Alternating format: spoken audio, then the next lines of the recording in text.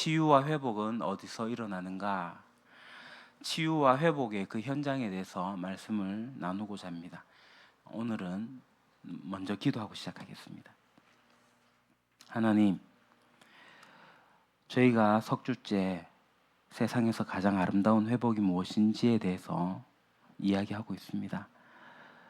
저희들의 정도의 차이가 있지만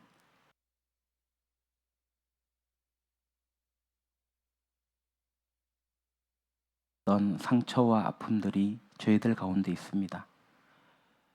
그것이 없는 사람이 이 땅에 없을 겁니다. 그러나 하나님께서 원하시는 것은 그런 것들로 인해서 우리들의 삶이 그늘져지고 주름 잡히는 것이 아니라 오히려 그것으로 말미암아 우리가 더 성숙하고 더 온전해지기를 원하신다는 것을 저희가 살펴보고 있습니다. 우리 속에 계신 그리스도 때문에 우리가 새 사람을 매일 입을 수밖에 없고 끊임없이 새로워지는 경험을 할 수 있다고 성경이 가르치고 있음을 감사합니다. 하나님, 오늘은 저희가 어떻게 하면 그런 치유와 회복이 더 온전히 일어날 수 있는지 함께 살펴보기를 원합니다. 그런 좋은 환경이 있는 것인지 살펴보려 합니다.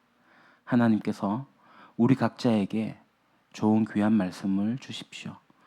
그리스도이신 예수님의 이름으로 기도합니다. 아멘. 여러분 참 많이 덥죠? 장마가 지나간 것 같은데 그렇게 습도가 높으면서 참 많이 무덥습니다. 우리 장로님께서 서두에 말씀하신 것처럼 그렇게 불쾌지수가 많이 오르고 나면 사람들이 사람을 대하는 게 참 쉽지가 않습니다. 그래서 이게 내 마음의 변화는 환경의 지배를 당한다. 그죠? 환경이 사람의 상태를 변화시켜요. 제가 군대 이야기를 별로 하지 않습니다. 제가 군대 산 게 별 게 없기 때문에 그렇습니다. 제가 있었던 곳이 휴전선 최북단의 GOP였습니다. 10월에 첫눈이 내리고요. 4월에 마지막 눈이 내리는 곳입니다. 제가 올 때 2m 64 정말 폭설이 왔었는데요. 그 산에서 완전히 고립이 되었습니다. 한 두어 달 계속 총 대신 삽 들고 나가서 눈을 치웠던 기억이 있습니다.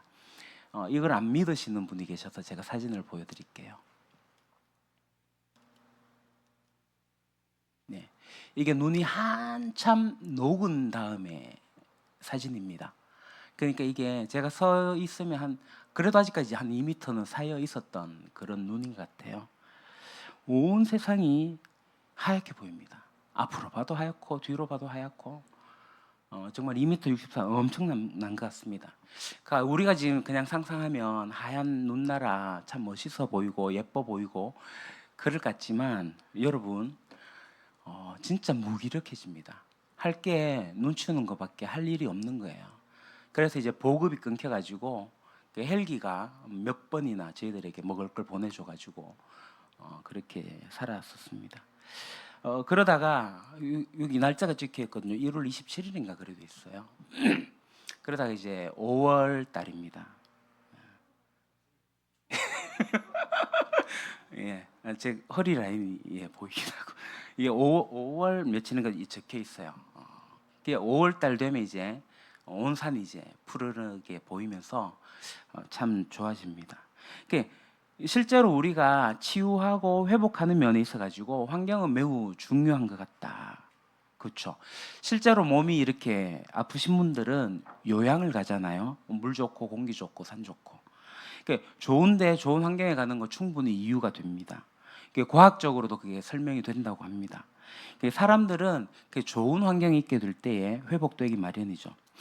그러니까 우리가 육적으로도 그렇다면 우리 영적으로는 어떨까? 우리가 지금 이 치유와 회복에 대한 주제들을 3주째 제가 다루고 있는데, 그러니까 우리 개개인들이 가지고 있는 내적인 여러 가지 상처, 또 어떤 문제, 이 아픔들로부터 우리가 회복되려면, 그럼 우리를 그런 좋은 환경 속으로 우리를 집어넣어야 됩니다. 그래야지 우리가 회복되고 치유가 될 수가 있죠. 어쩌면은 좋은 환경 속에 있게 되면 그냥 자연스럽게 치유와 회복이 일어날 수도 있습니다. 그런 환경이 있을까요? 저는 그런 환경이 있다고 믿고 있고 성경은 그것을 분명하게, 너무나도 분명하게 가르치고 있다고 저는 믿습니다. 그러니까 오늘 본문이 사실 그것을 가르쳐주고 있습니다. 세 번역으로 한번 보도록 하겠습니다.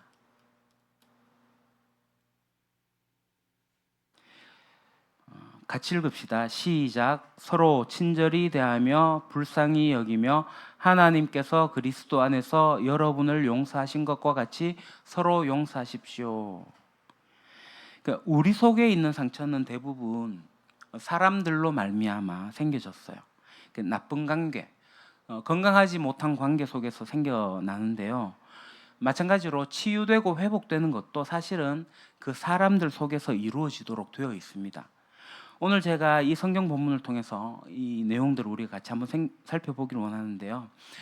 가장 먼저 생각해 봐야 될 것은 뭐냐면 우리 속에 생겨나는 상처, 부서짐, 우리 속에 마음이 상하고 망가지고 어두운 그늘이 그려지고 뭐 그런 것들이 대부분 어디서 생겨나냐 하면 이 가까운 관계 속에서 이루어진다는 걸 우리가 먼저 생각해 봐야 됩니다. 우리 마음속에 뭔가 눌리고 나도 어쩔 수 없는 나라고 하는 이런 모습이 생겨나는 것은 우연히 생겨나는 게 아니에요. 대부분의 경우 사람들을 통해 가지고, 그것도 멀리 있는 사람이 아니라 가까이 있는 사람을 통해 가지고 얻어지게 되죠. 참으로 불행한 일이지만 그게 사실입니다. 사람들은 가까이 있는 사람들에게, 그리고 정말 우리의 사랑이 필요한 사람들에게 서로 상처를 주고받고 한다는 거죠. 사랑을 주고받아야 되는데 상처를 입히게 되고 입게 되어요. 예를 들어서 사실 친절하게 대하는 거 굉장히 중요합니다. 오늘 성경 본문에 서로 친절히 대하며 불쌍히 여기며 서로 용서하십시오, 이런 세 가지 구체적인 행동 강령을 얘기하고 있는데, 첫 번째 서로 친절히 대하며, 옛날 성경, 그러니까 개역 한글에 보게 되면 인자하게라고 돼 있어요. 개역 개정과 개역 이 세 번역과 공동 번역에 보게 되면 개역 세 번역은 이게 친절히라고 번역이 되어 있는데 잘 되어 있는 번역 같아요. 제가 이제 공동 번역을 보니까 너그럽게라고 되어 있더라고요. 여하튼 그렇게 잘 표현이 되어 있습니다. 인자하게라는 말을 우리가 잘 사용하지 않으니까 이 친절하다는 표현이 잘 맞는 것 같아요. 근데 실제로 사람들이 이렇게 친절하게 대하지 않아서 상처를 입는 경우가 굉장히 많습니다.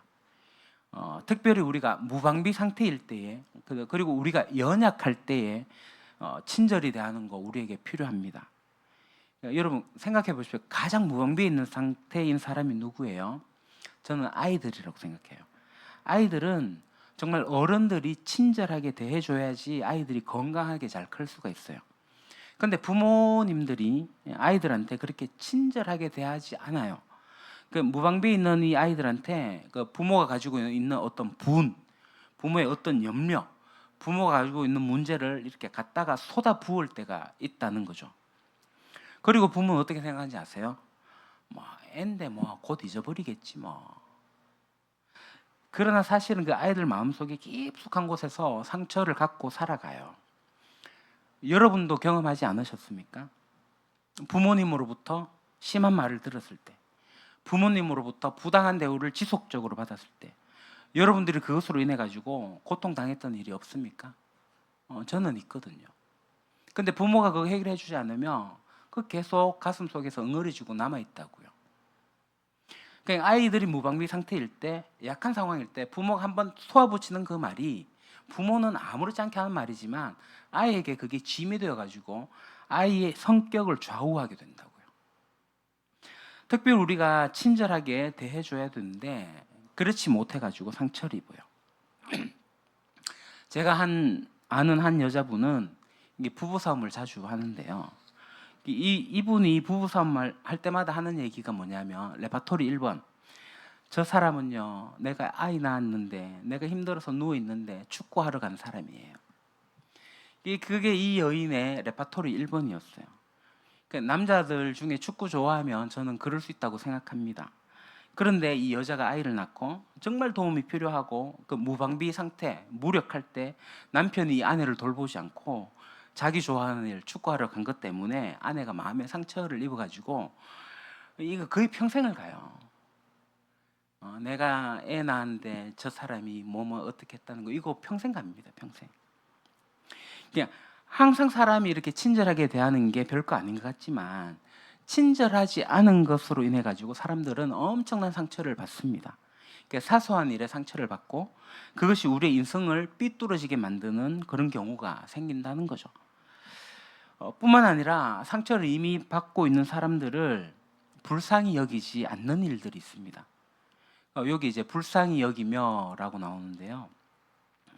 그 불쌍히 여긴다라는 말은 아이고 안 됐네 이런 얘기 아닙니다. 그 영어로는 tender-hearted라고 해요.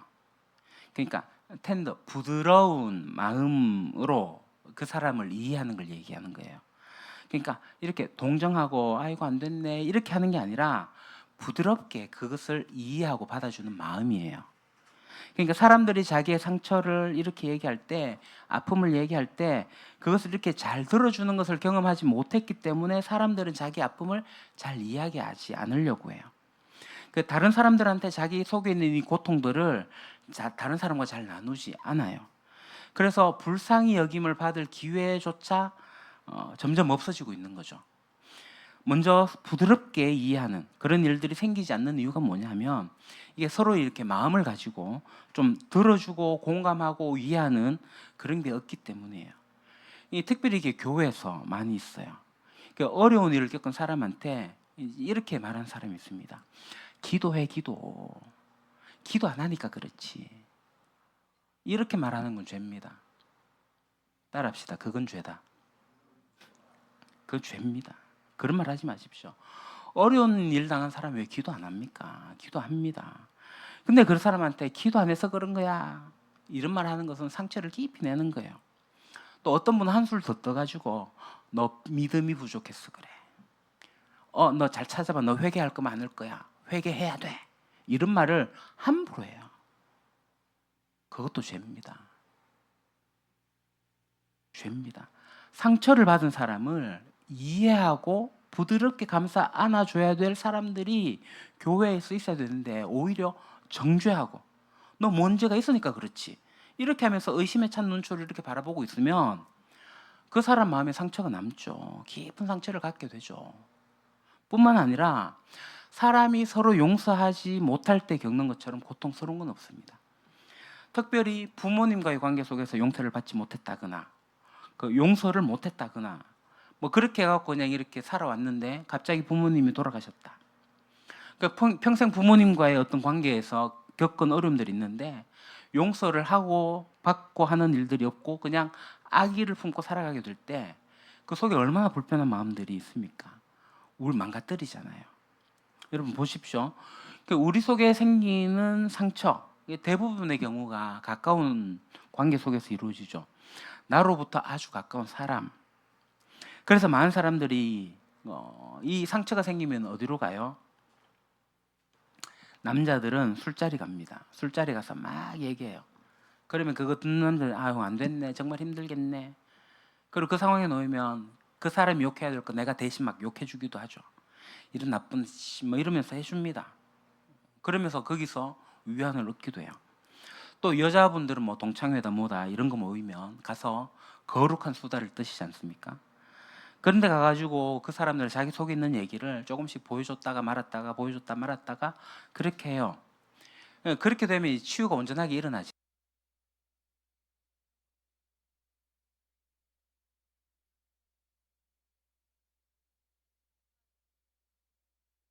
왜냐하면 교회에서 교회 내에서 그것이 이루어지도록 하나님께서 교회를 만드셨어요. 근데 교회 내에서 이런 게 없어져 버렸어요. 사실 이런 게 없으면 교회가 아닙니다. 교회는요 그러한 나눔이 있는 곳이어야 되고 그러한 나눔이 있는 사람들이 바로 교회입니다. 근데 그냥 교회 와서 예배 드리고 가는 거예요. 교회 와서 옆에 사람 손 잡으세요 그러면 세상에 그렇게 싫은 일이 없어요. 제가 가끔 뭐 손도 잡으시고요 뭐 동성은 허깅 하시고요 그러면 어떤 사람들 중에 뭐 또 이런 걸 시키나 그런 분이 계실지도 몰라요. 사실 제가 그랬었어요. 그러니까 모여가 뭐 손잡고 하는 거 제가 굉장히 싫었거든요. 뭐 저는 가끔 이제 성찬식 때 한 번씩 하긴 하지만, 그러니까 지금은 괜찮아요. 교회가 뭔지를 알았기 때문에. 사람 옆에 사람, 하나님 안에서 우리가 가족이잖아요. 근데 그런 표현하기가 싫고, 그러니까 나는 그냥 혼자 예배 드리고 가면 좋아요. 그래서 사람들이 어떤 선택을 하죠? 큰 교회 가요. 쑥 들어갔다가 쑥 나오면 그만이거든요. 혹여나 큰 교회도 옆에 사람하고 손잡읍시다, 앞뒤 좌우로 인사합시다, 그거 싫어가지고 광고 끝나면 먼저 슉 나가버린 사람도 의외로 많아요. 그러나 교회는 이런 것들을 나누라고 하나님께서 만든 것인데, 이 교회가 교회되지 않아 가지고 교회가 사람들을 치료하는 기능을 잃어버렸어요. 그렇기 때문에 치유와 회복이, 상황과 부서짐이 이 가까운 관계 속에서 이루어진다면, 이 치유와 회복이 어디서 이루어져요? 이 친밀한 관계 속에서 이루어집니다. 하나님이 그렇게 디자인하셨어요.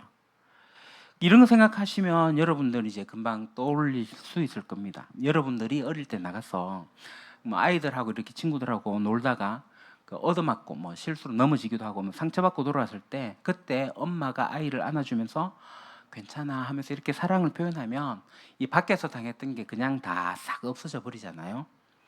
근데 그 맞고 들어왔다고 해가지고 아버지가 너 왜 맞고 들어와 하면서 또 때리게 되면은 걔는 엄청난 상처를 받고 살겠죠. 그게 바로 이 친밀한 관계 속에서 계속 일어나게 되는데요. 오늘은 성경이 바로 이 얘기를 하고 있습니다. 이 서로의 공동체에서 이런 치유와 회복이 일어난다라고 얘기를 해요. 뭐라고 얘기한다고요? 서로 친절하게 하고 서로 인자하게 하고, 그죠? 서로 불쌍히 여기고 서로 용서하기를 하나님이 그리스도 안에서 너희를 용서하심 같이 해라. 이게 4장 32절에서 하고 있는 거예요. 서로 친절하게 인자하게 대하라는 겁니다.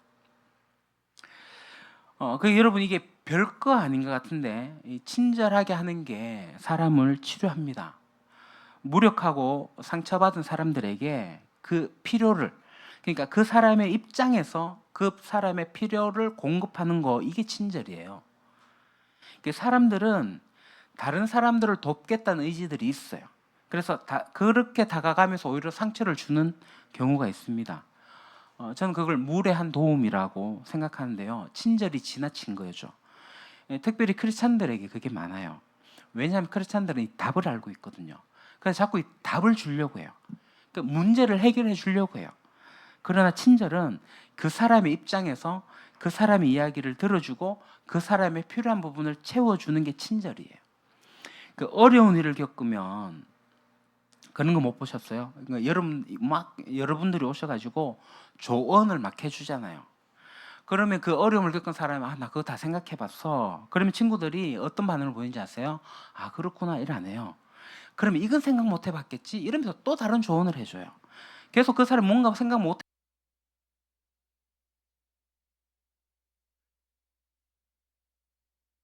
있는 사람들이 굉장히 큰 고통을 겪게 됩니다.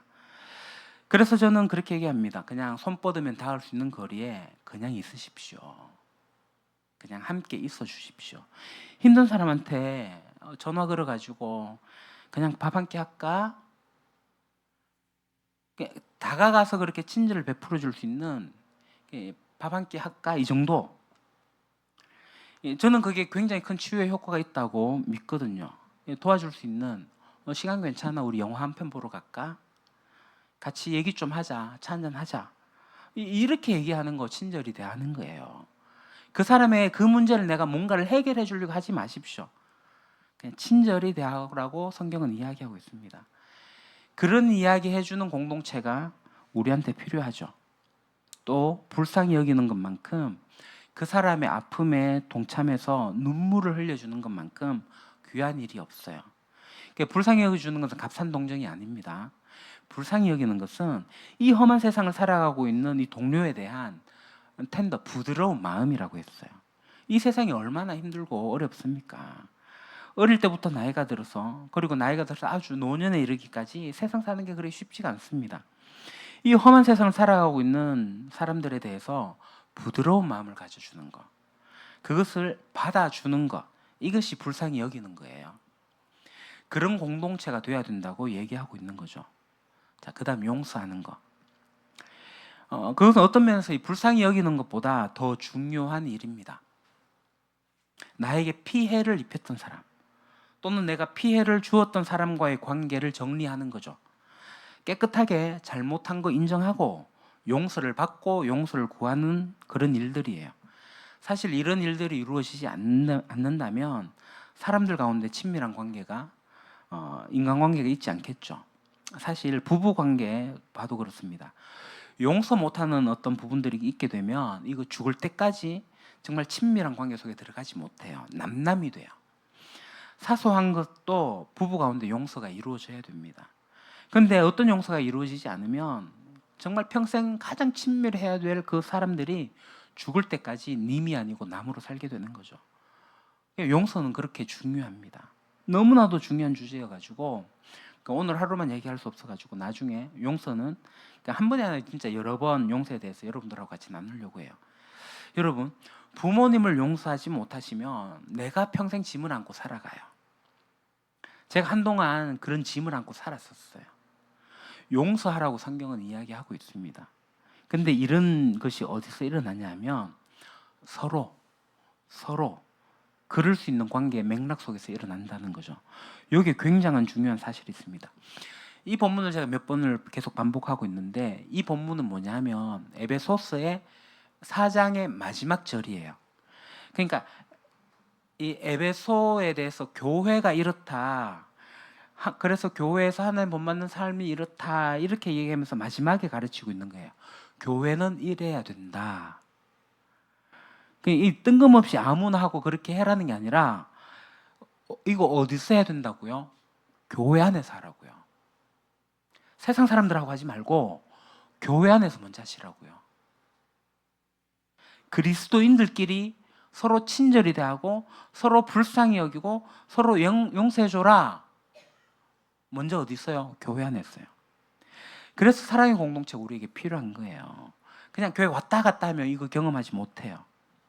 그냥 왔다 갔다 하는 교회는 세상에 많이 있습니다. 제가 우리 유림교회 부임하면서 제 마음속에 있는 가장 중요한 소망 중에 하나가 뭐냐면 이 서로의 공동체가 만들어지는 거예요. 정말 이제 하나님의 가족 공동체에 속했다는 사실을 제가 알고 나서 교회에 대한 생각이 확 바뀌었어요. 제가 그 이전에 부목사로 있게 될 때는 그냥 저도 일반 세속적인 마인드를 가지고 100명, 200명 해갖고 이렇게 키워나가는 교회를 꿈꿨어요. 교인들은 그냥 주일에 한 번만 와도 되는 거였어요. 근데 제가 진짜 하나님의 가족 공동체에 속한 걸 알고 나서는 교회는 진짜 교회다워야 된다 생각을 하게 된 거죠. 서로 돌봐줄 수 있고 서로 불쌍히 여기고 친절히 대하고 용서를 주고받을 수 있는 그런 가족이 되어야 된다. 그 오늘날 교회는 이거 다 잃어버렸습니다. 공동체를 잃어버렸어요. 여러분들 한번 질문해 보십시오. 여러분들 아마 이 유림교회가 처음인 분도 계시겠지만 여러 교회를 다니셨을 거예요. 그 교회를 다니면서 여러분들이 거기서 정말 이 교회는 내가 쉴 곳이다, 내가 쉴 곳이다 그러면서 다니셨던 교회가 몇 군데 있으세요? 만약에 있으시다면 여러분 축복받은 사람이에요. 그런 공동체를 경험하셨다는 것은 진짜 복입니다. 근데 많은 교회가 이런 공동체성을 잃어버리고 있어요. 그러면 이 서로의 공동체가 가능한 비밀이 있는데 그게 뭔지 아세요? 이거 막 외친다고 막 암송한다고 되는 게 아니에요. 이 본문에 분명하게 나와 있어요. 뭐예요? 같이 읽어볼까요? 하나님께서 그리스도 안에서 여러분을 용서하신 것과 같이 서로의 공동체가 될 수 있는 가능성은 여기에 있습니다. 하나님께서 그리스도 안에서 여러분을 용서하신 것과 같이 우리가 왜 친절히 대하고 왜 불쌍히 여기고 왜 서로 용서가 가능한지 아세요? 내가 고상해서? 내가 다른 사람들보다 뭐 특별해서? 아니에요. 물론 그런 부분들이 있겠죠. 그러나 이 서로의 공동체가 가능한 것은 하나님께서 그리스도 안에서 우리에게 행하신 일 때문에 그래요. 이미 용서하셨기 때문에 그래요. 그럼 교회가 어떤 모임이에요? 교회는요, 용서받은 죄인들의 모임입니다. 이거 굉장히 중요한 컨셉트예요. 거룩해진 사람들의 모임이 아니에요. 착각이에요. 나 거룩해지지 않았어요. 나는 죄인인데 용서받은 죄인이에요. 용서받은 죄인들이 모여 있는 곳이 교회예요. 그래서 거룩해 나가려고 발버둥 치고 있는 거죠. 착각하는데 자기가 거룩해진 걸로 착각하시면 안 돼요. 기본적으로 우리는 용서받았다 하는 것을 알고 있습니다. 나와 하나님과의 관계에서 내가 어떠한 바이올레이션, 그러니까 반항하고 잘못을 했는데, 반역을 했는데 그 하나님이 나를 용납하시고 나를 용서해 주시고 나를 받아주셨다는 사실, 나를 아들, 딸로 여겨주셨다는 사실, 그 감격이 있는 사람들이 그리스도인들이에요. 그 그리스도인들이 모인 곳이 교회예요. 그렇기 때문에 그리스도인들이 모이면 내가 하나님께 받은 사랑이 있기 때문에 그 사랑을 나의 모델로 삼아가지고, 그 사랑을 나의 원천으로 삼아가지고 다른 사람들을 이해하고 사랑하려고 하게 되는 거예요. 서로의 공동체가 가능한 것은 우리가 다른 사람보다 더 나아서가 아니라 한 가지 이유가 있다면 그 특별한 사랑을 우리가 이미 받았기 때문에 그렇습니다. 그래서 서로의 공동체가 가능하고 그것이 있어야 돼요. 사랑하는 여러분, 기억합시다. 우리는 거룩한 의인이 아니에요. 용서받은 주인들입니다. 그러니 서로 친절히 대하고 불쌍히 여기고 서로 용서합시다. 기도하겠습니다. 하나님께서 그리스도 안에서 우리를 용서하셨기에, 우리를 용납하셨고 우리를 하나님 나라 백성으로 삼으셨고 하나님의 자녀로 부르셨기에 그 놀라운 간격으로 우리가 하루를 살아갑니다. 그러한 하나님의 가족 공동체에 속하게 하심을 감사합니다. 우리가 하나님의 가족 공동체가 되어서 서로 친절히 대하며 서로 불쌍히 여기며 서로 용서하기를 원합니다. 죄를 통하여서 하나님께서 이루실 놀라운 일들을 이루어 주옵소서. 예수님의 이름으로 기도합니다. 아멘. 우리 시간 마음으로 드리는 예배 하나님께 고백하도록 하겠습니다.